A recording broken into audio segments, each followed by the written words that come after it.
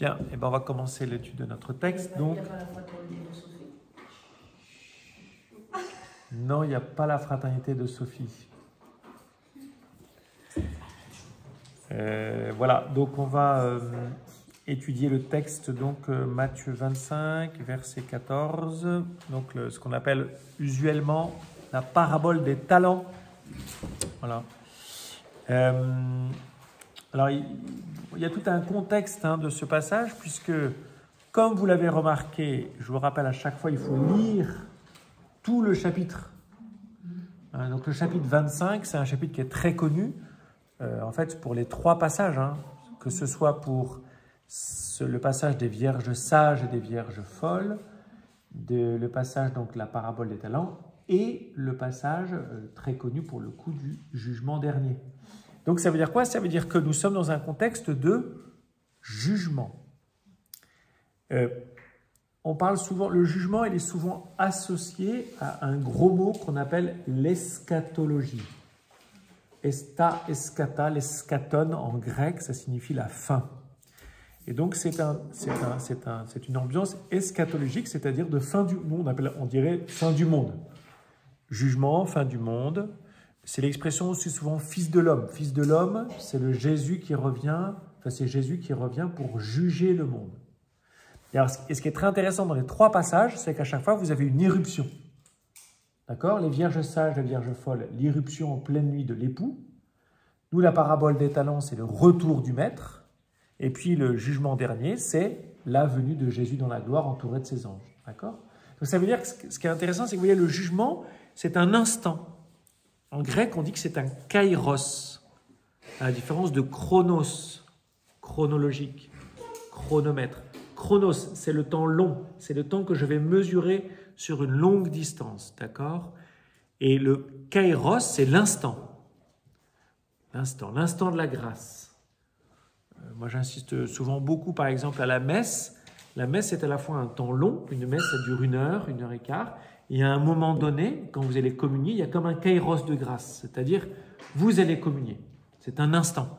Vous voyez? Et donc dans notre vie, il y a toujours le temps long. Dans la foi, par exemple, vous avez le temps long, qui est parfois plus difficile, qui est le temps de la persévérance et de la patience. Et parfois, vous avez des grâces qui vous sont données et qui vous permettent de vous relancer. C'est comme une pièce dans la machine, clac, on repart, c'est comme voilà. Et bien, on a besoin des deux, en fait. On a besoin, du kairos, on a besoin de ce temps, on a besoin de cet instant de grâce pour pouvoir vivre le temps long, pour pouvoir être persévérant et patient. Voilà. Donc, en fait, ici, on a vraiment, c'est un kairos, c'est un temps de jugement, voilà, c'est la venue du Seigneur, et quand le Seigneur est là, il y a un jugement.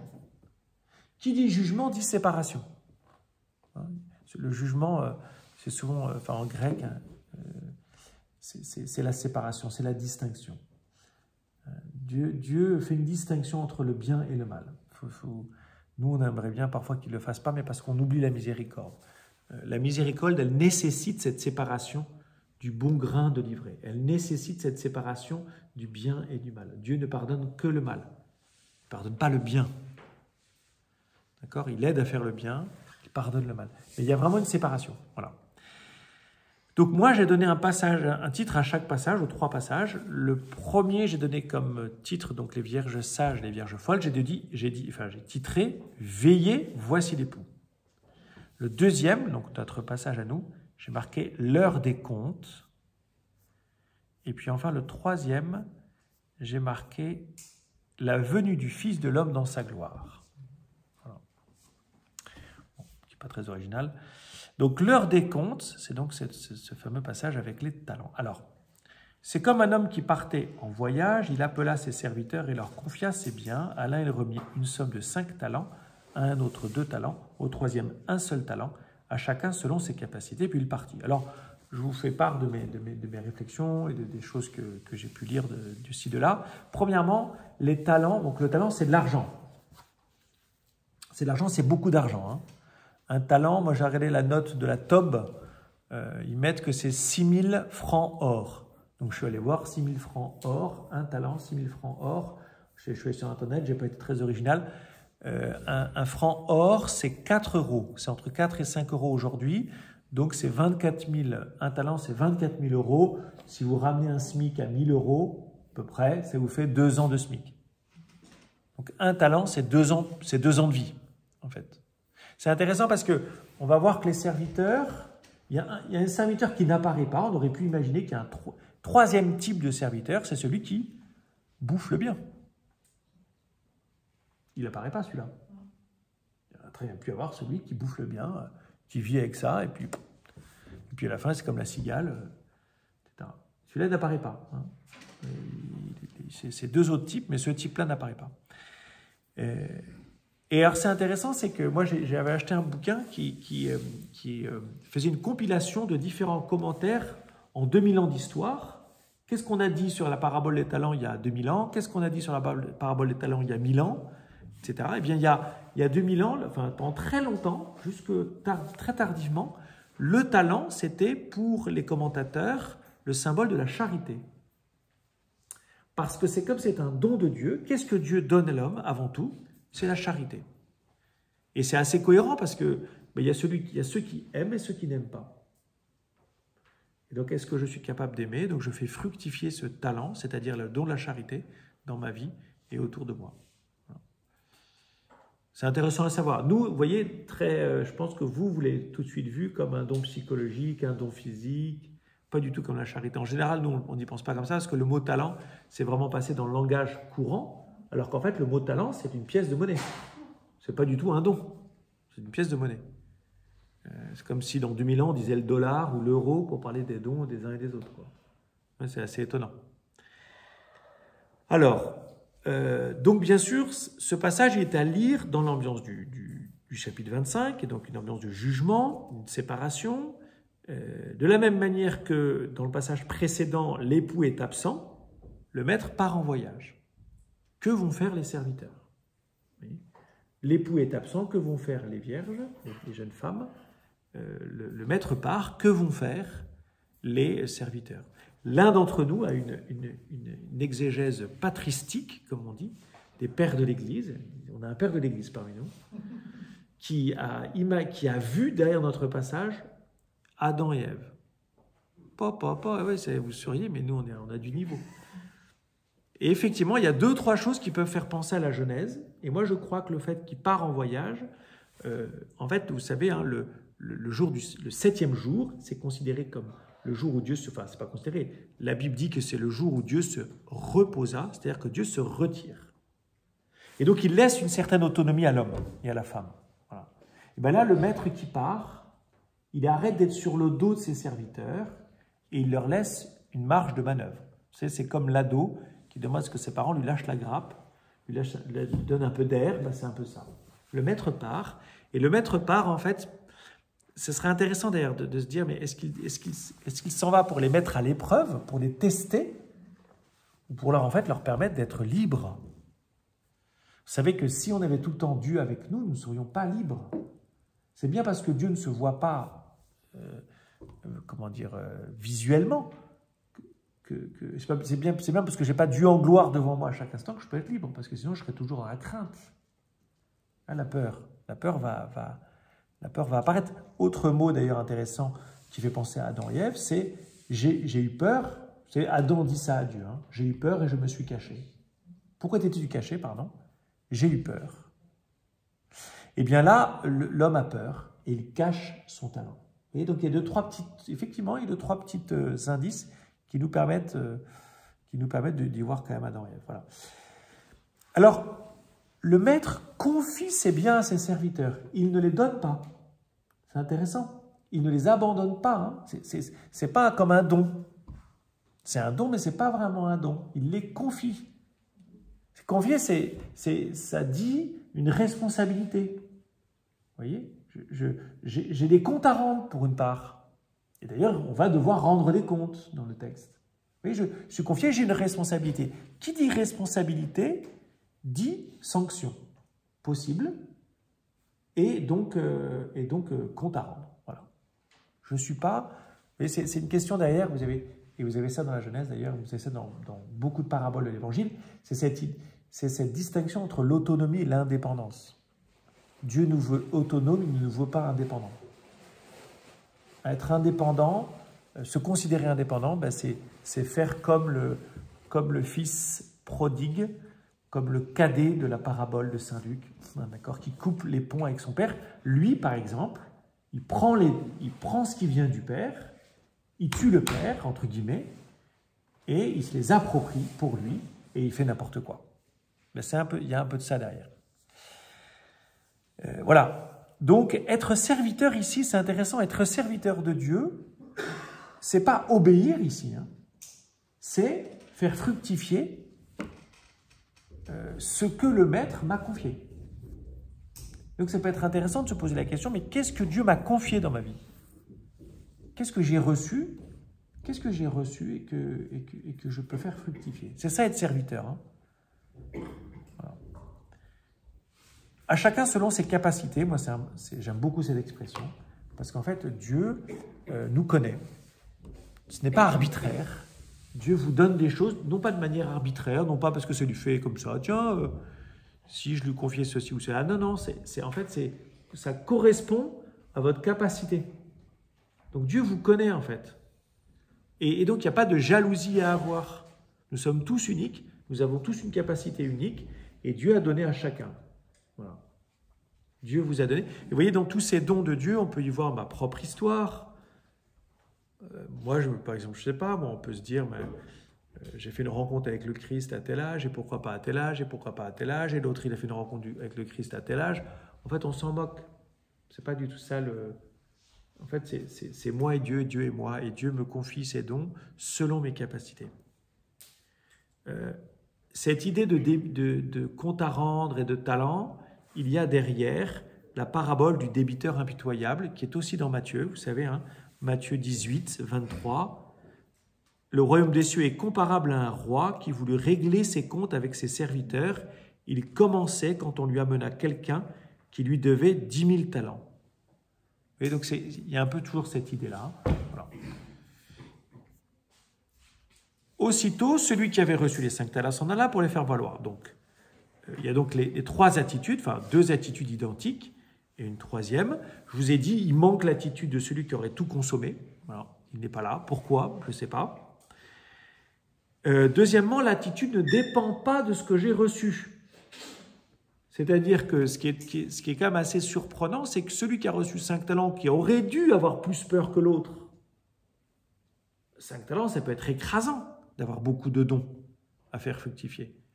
Il aurait très bien pu dire, bon, je ne vais pas me casser, hein, je ne vais pas prendre de risques, je vais aller les enterrer. Ben non, c'est celui qu'on a le moins reçu qui va le cacher.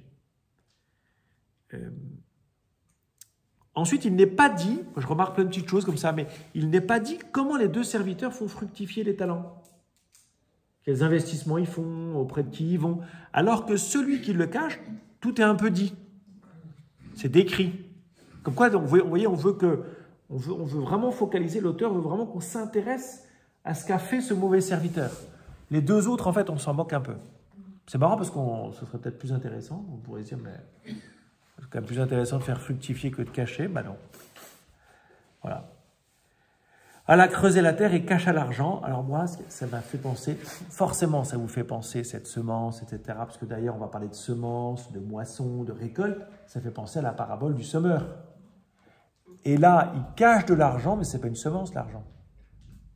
Et bien sûr que ça ne porte pas de fruits. Mais il fait comme si c'était une semence, le mettre dans la terre. C'est pour ça que c'est intéressant derrière, qu'il va parler lui-même de semence, mais lui, il a mis une semence qui d'elle-même ne peut jamais porter de fruits, c'est-à-dire de l'argent. Bref. Voilà. L'argent de son maître, voilà. Pour ça, ce détail est très intéressant pour moi, parce que l'argent de son maître, il n'a pas compris. Il n'a pas compris. C'est aussi son argent. Et ça, il y a quelque chose de très important dans votre relation à Dieu à comprendre, c'est que ce que vous recevez, si je reçois en disant « c'est à mon maître, je dois lui rendre », alors effectivement, j'ai la peur de rater. Mais si je reçois en me disant « c'est à moi », vous voyez, je suis responsabilisé parce que je sais aussi que c'est à moi.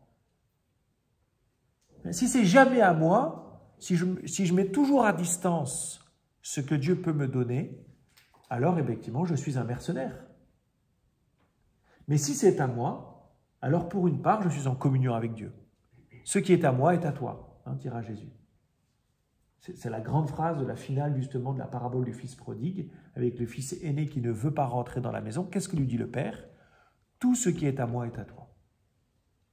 Et vous voyez, entre le fils cadet qui prend, qui arrache, qui vole, qui se sépare de Dieu, et ce serviteur mauvais qui d'une certaine manière fait un peu la même chose, mais surtout, en fait, ils n'ont pas compris que vivre notre vie, et donc exploiter les dons, la charité, les talents que Dieu nous a donnés, c'est faire avec Dieu.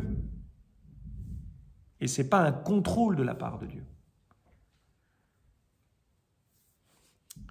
Longtemps après, le maître de ses serviteurs revint et il leur demanda des comptes. Celui qui avait reçu 5 talents, voilà, entre dans la joie de ton Seigneur. Donc, demander des comptes. Voilà, donc au retour du maître correspond la remise de l'argent confié. Donc, c'est ce que j'ai dit au début, il y a comme un kairos, un jugement qui sépare, vous voyez, le temps. Il y a un temps avant, il y avait le temps du travail, le temps du faire-valoir, et puis ça s'arrête. Notre vie, à un moment donné, notre vie sur terre s'arrêtera. Et nous ne pourrons plus faire fructifier ce que nous avons reçu. Ce sera trop tard. D'accord? Si nous avons quelque chose à faire fructifier, c'est maintenant, c'est aujourd'hui, c'est demain matin, c'est ce soir, c'est cette nuit. C'est à chaque instant maintenant. Nous ne pourrons pas dire c'est trop tard, enfin, j'ai pas eu le temps. Non, le temps vous est donné pour faire fructifier ce que Dieu vous a confié. Et c'est encore possible pour chacun, pour tous. Il n'y a pas d'excuse. Il n'y a pas d'excuse. Il n'y a pas d'excuse à la non-sainteté. Ça n'existe pas. La sainteté est toujours possible, parce que tous les jours, vous pouvez, d'une manière ou d'une autre, faire valoir les dons et les talents que Dieu vous a confiés. Donc ce temps, voilà, donc cet instant, il sépare l'histoire en deux, notre propre histoire en deux, l'histoire du monde aussi, comme pour la venue de l'époux, au verset 6, ou comme le Christ dans sa gloire. Donc les deux premiers serviteurs sont traités exactement de la même manière. Ça, c'est assez étonnant. Encore une fois, pourquoi cette répétition entre le 5 et le 2? Alors là aussi, on a une interprétation patristique de l'un d'entre nous, toujours le même, qui a vu les 5 plus 2, 7 dons de l'Esprit Saint. Les pères de l'Église, vous voyez qui c'est ou pas? Patristique. Le mot patristique, vous comprenez quand j'emploie ce mot patristique? Peut-être pas. Pères de l'Église. Les pères de l'Église, ça a été les premiers théologiens des temps chrétiens. Un des tout premiers, c'est saint Irénée de Lyon, que nous fêterons le 28 juin. Mais vous en avez beaucoup d'autres. Origène, saint Cyprien. Qu'est-ce qu'il y a d'autre encore? Bon, il y a plein. Saint Chrysostome. Pourquoi bref, il y en a plein. Saint Athanase, etc. Ça a été les premiers théologiens. C'est les théologiens, vous savez, des 4 premiers siècles de l'ère chrétienne, en gros. 5 premiers siècles. Ce sont eux... Hein? Augustin. Exactement, Augustin. Donc c'est vraiment eux qui ont fait qu'on fait une première œuvre d'interprétation d'écriture. Ils ont une interprétation assez libre, pas très scientifique comme aujourd'hui, mais c'est très spirituel. Et de fait, eux, ils font confiance à leur intuition. Donc typiquement, ils lisent la parabole des talents, ils pensent à la Genèse, pof, et ils écrivent de la même manière que Adam se cacha dans le jardin. Ici, le serviteur cache son talent, etc., etc. Donc, ils font des rapprochements assez libres. Aujourd'hui, nos exégètes plus scientifiques, un peu moins spirituels et plus précis, ont plus de mal avec ce genre de choses. Mais ce n'est pas inintéressant. Ce n'est pas forcément plus faux, c'est simplement, c'est moins précis, c'est moins scientifique, dirions-nous aujourd'hui. Mais ce n'est pas pour autant que c'est inintéressant, parce que c'est spirituel. C'est ça aussi, vivre avec la parole de Dieu, spirituellement. Tiens, ça me fait penser à ça, etc. C'est vivant, c'est riche. Vous voyez? Ben oui, effectivement, ça me fait penser à Adam et Ève. Entre dans la joie. C'est une belle phrase. Entre dans la joie de ton Seigneur. C'est une phrase qu'on peut très facilement employer au moment des funérailles. Entre dans la joie de ton Seigneur. C'est ce que je vous souhaite à tous. C'est ce que je nous souhaite à tous, c'est qu'au terme, nous entrerons dans la joie de notre Seigneur. La joie, hein, dans Matthieu, elle apparaît plusieurs fois, 2 fois dans ce passage, mais surtout en 2,10, les mages, Les mages éprouvèrent une grande joie à la vue de l'étoile. C'est aussi le cœur dans la parabole du semeur, le deuxième cœur, vous savez, celui qui reçoit la parole pour la première fois et qui s'enflamme, malheureusement qui ne persévère pas, mais c'est la rencontre du Christ, quoi. C'est la rencontre de Dieu, c'est la joie de la rencontre, la joie de l'amour de Dieu. Il y a aussi l'homme qui trouve dans son champ un trésor. Le royaume de Dieu est comme un trésor caché dans un champ, l'homme qui le trouve vend tout et a de la joie à retrouver. Et puis enfin, et c'est pas la moindre, la joie des femmes au matin de Pâques qui retournent voir les disciples suite à la rencontre avec les anges. Donc vous voyez, la joie, c'est très fort. Là aussi, c'est une joie, dans Saint Matthieu, la joie, c'est une joie de la présence de Dieu. C'est une joie de la vie divine. Et donc, c'est une joie de l'eschatologie, de la fin des temps. C'est la joie du royaume. Fin des temps ne dit pas forcément la fin des temps à la fin du monde. Fin des temps, ça veut dire c'est l'irruption de Dieu dans le monde. La fin des temps, c'est l'éternité, c'est la vie divine, c'est la vie éternelle, c'est la présence de Dieu. C'est ça aussi la fin des temps. Une grâce que vous recevez, une grâce spirituelle qui vous donne de la joie, par exemple, à la messe ou je ne sais où, c'est toujours une anticipation du royaume. C'est une anticipation de votre mort, de cette manière. C'est important ça. Voilà. Celui qui avait reçu un seul talent s'approcha aussi et dit, Seigneur, je savais que tu es un homme dur. Alors là c'est le comble de la stupeur. On ne comprend plus rien. Mais d'où il sort ça? D'où il sort ça? Parce que la parabole n'a pas du tout explicité qui était le maître. Et aucun serviteur avant lui n'a dit ça. Donc on se dit, d'où ça sort? Il fabule, le gars.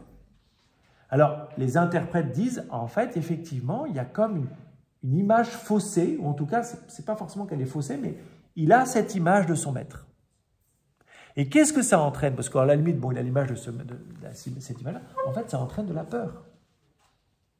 Et là, vous avez tout le drame de la vie spirituelle de l'homme. Tout le drame de votre propre vie spirituelle. Quelle image de Dieu avez-vous? Et bien souvent, si vous avez peur, c'est que vous avez une fausse image de Dieu. Un homme dur. Et c'est tout ce dont, en fait, l'Évangile veut vous guérir de cela. Le texte évangélique, il veut vous guérir de cela. Même si les propos peuvent être durs, parce que Matthieu 25, la fin de Matthieu 25, le jugement dernier, c'est dur. Les boucs, les chèvres, tu m'as visité en prison, j'étais malade, tu m'as visité, oula, à la fin, on aura des comptes à rendre, merde alors. Vous voyez? Et bien, en fait, pourtant, l'Évangile veut que nous n'ayons pas une image de Dieu comme quelqu'un de dur. Et ça, c'est dur, c'est le cas de le dire, c'est dur à combattre chez nous.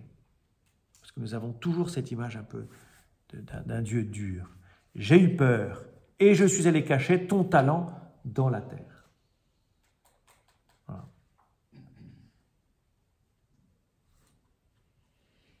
Donc, à un maître dur, jugement dur. Voilà.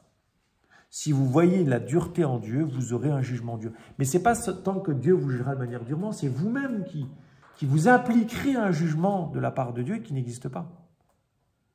Serviteur mauvais et paresseux. C'est terrible ça, hein?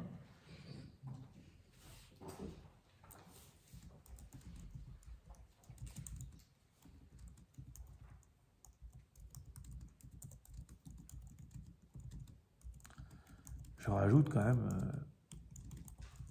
le fait, on peut y voir Adam derrière. Alors la peur, la peur en Matthieu, parce que c'est intéressant aussi de voir comment Matthieu utilise ce mot de peur. Il l'utilise au moment de la transfiguration, au moment où Jésus dit aux 3 disciples, n'ayez pas peur. Voilà. C'est aussi la peur, vous voyez, la peur, c'est un double sens dans l'Évangile, et en général, c'est soit la peur qui vous coupe de la présence de Dieu, c'est Adam, vous voyez, c'est ce serviteur mauvais et paresseux, mais la peur, elle est aussi utilisée, le mot peur en grec est aussi utilisé pour parler de la crainte de Dieu, et notamment par exemple, donc c'est plus positif, mais par exemple, vous avez la peur du centurion à la fin qui reconnaît à la croix, celui-ci était vraiment fils de Dieu. Je vous lis le verset. Le centurion et ceux qui étaient avec lui pour garder Jésus, ayant vu le tremblement de terre et ceux qui venaient d'arriver, furent saisis, en fait c'est eurent peur, furent saisis d'une grande frayeur, eurent peur, et dirent, assurément, cet homme était fils de Dieu. Vous voyez, ça conduit la reconnaissance de fils de Dieu. Donc c'est un peu la crainte de Dieu, vous voyez. C'est pas que négatif. Voilà, donc le verbe semer, tu moissonnes là où tu n'as pas semé, ça fait forcément penser Matthieu 13, la parabole du semeur que vous connaissez bien, la semence qui porte du fruit en plus, etc., qui fructifie. Depuis la parabole du semeur, on sait que le don de Dieu, la parole de Dieu ou la charité est appelée à porter du fruit dans nos vies. D'accord ? Et on retrouve ici ce thème-là. D'accord ? Le don de Dieu porte du fruit dans la vie des 2 premiers disciples. Là, le don de Dieu chez cet homme ne porte pas de fruit. Pourquoi ? Parce qu'il a eu peur.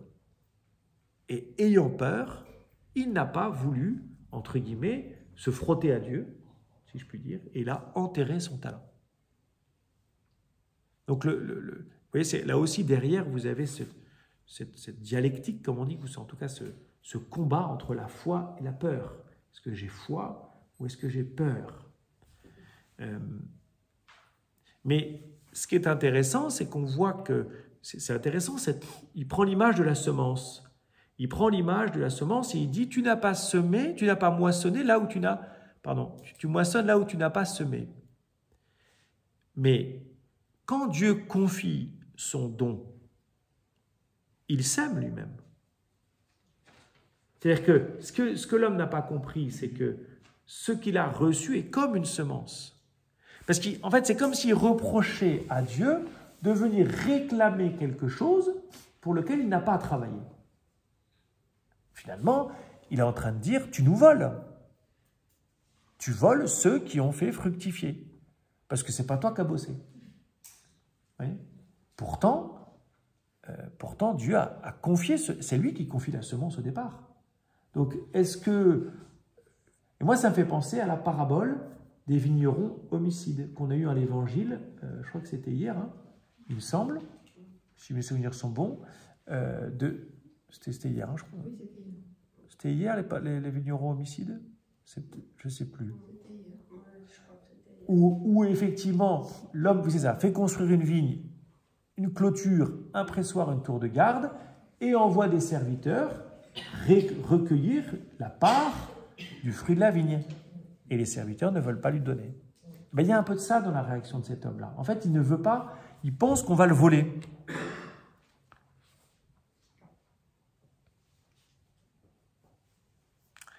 Voilà. Son maître lui répliqua, « Serviteur mauvais et paresseux, tu savais que je moissonne là où je n'ai pas semé, que je ramasse le grain là où je ne l'ai pas répandu. Alors il fallait placer mon argent à la banque, et à mon retour, je l'aurais retrouvé avec les intérêts. » Alors moi, j'ai toujours une interrogation, j'ai toujours pas eu de réponse. Ça existait, les prêts à intérêt à l'époque? C'était vachement développé. Oh. C'est-à-dire qu'on confiait de l'argent à une banque. Pour moi, c'était... Enfin, vous voyez ce que je veux dire? C'est quand même... l'investissement, il y avait des bourses, en fait. On pouvait mettre de l'argent et puis on pouvait faire des prêts. En fait, on pouvait faire des prêts bancaires, visiblement. Hein. Mais c'est étonnant. C'est un texte qui a quand même 2000 ans. Donc ça existait. Bah oui, ça... Qui tenait les comptes? Mais non, mais là, on est là. Mais là, c'est l'évangile, là. La banque, c'est déjà... Les prêts bancaires avec les Italiens, ça, c'était le Moyen-Âge, déjà. Mais là... Bon, bref, visiblement, on pouvait faire des prêts. Mais alors, ce qui est marrant, c'est que moi, je me suis posé la question au fond. Le serviteur, il a planqué le don, le talent, mais il l'a rendu nickel. Il n'a rien perdu. Donc, est-ce que c'est juste de le punir? Ah oui, mais sauf qu'il y a la banque. En fait, il y a la banque. C'est-à-dire qu'en fait, pour moi, de quel droit peut-il punir son serviteur? À cause de la banque. Parce que la banque joue le rôle d'un peu de témoin, de juge. Ah, il t'aurait bien la banque, regarde, même en faisant rien. Tu aurais juste confié l'argent à la banque, tu n'aurais rien fait, je ne te demandais même pas de travailler. Tu aurais confié l'argent à la banque, ça aurait rapporté. Donc en fait, tu es coupable. Et donc tu es paresseux. Parce que même en faisant rien, tu pouvais faire fructifier ce don. Et tu n'as même pas voulu. Donc c'est pire encore. Tu l'as caché.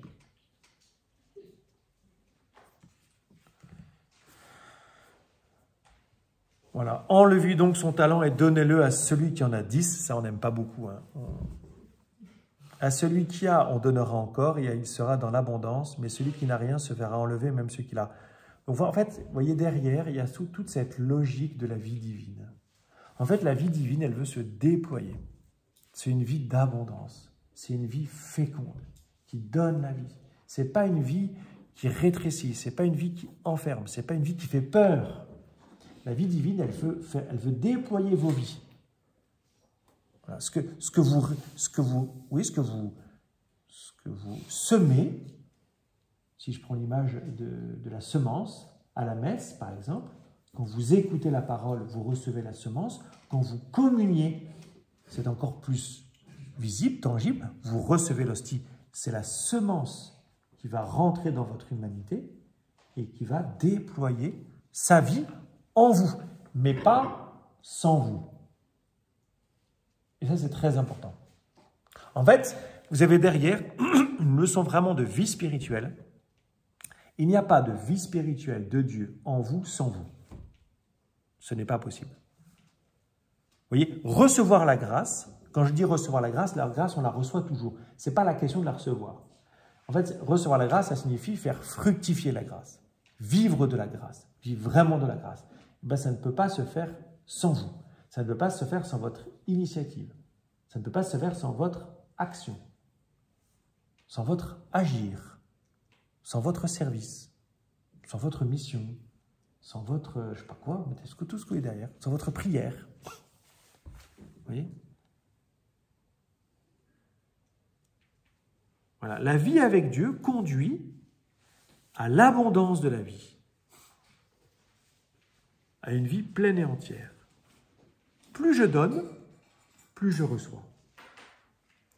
Moins je donne, moins je reçois. Et là, moi, j'ai terminé simplement, j'ai essayé en 6 points, c'est un peu long, mais c'est quoi le talent? C'est intéressant parce que là, il y a un donateur, le maître, il y a un don, le talent, et il y a celui qui reçoit. Ben d'abord, le talent, je me suis posé la question, c'est quoi le talent? Donc, les pères de l'Église ont vite répondu, ils ont dit c'est la charité. Mais ben d'abord, le talent, c'est un don que Dieu fait à l'homme.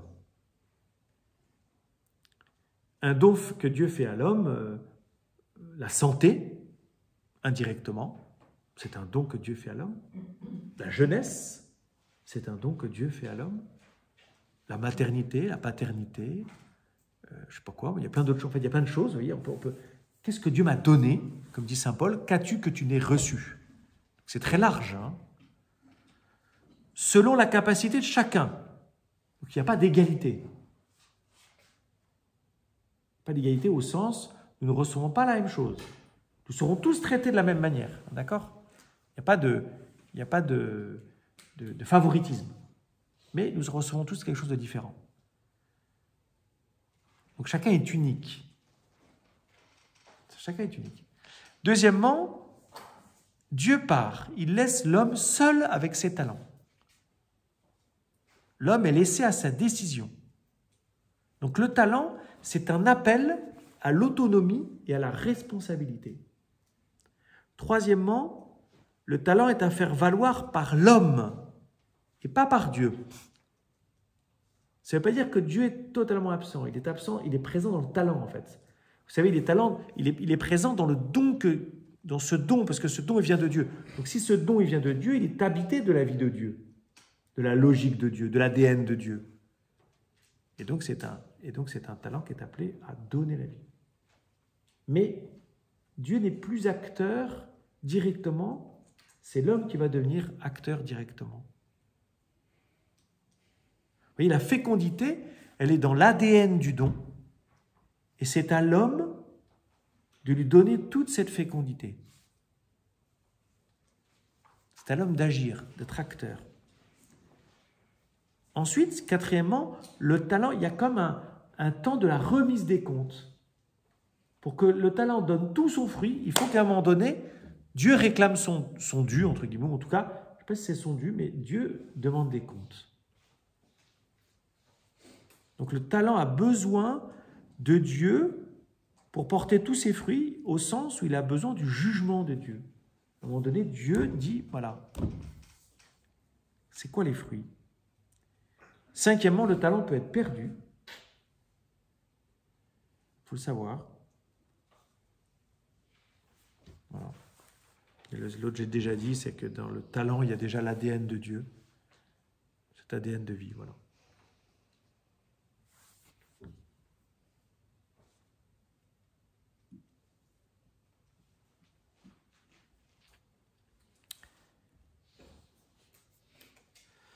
Voilà. Eh ben, on peut prier les uns pour les autres. Pardon, j'étais un peu tardif. On se prend 5 minutes pour prier les uns pour les autres.